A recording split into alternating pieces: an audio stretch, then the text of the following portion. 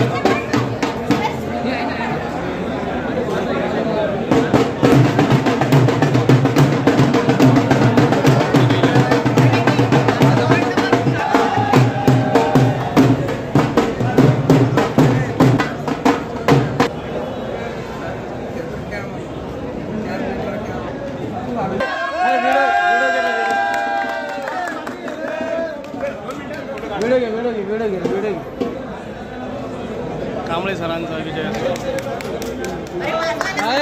हे पण द्या ना राजू, हे पण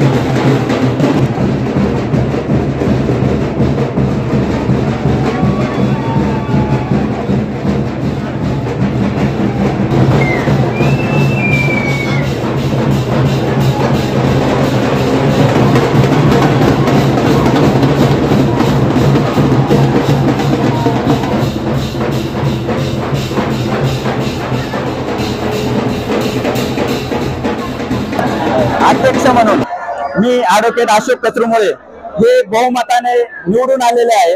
तसेच आमचे उपाध्यक्ष समीर जोशी हे बहुमताने निवडून आलेले आहे।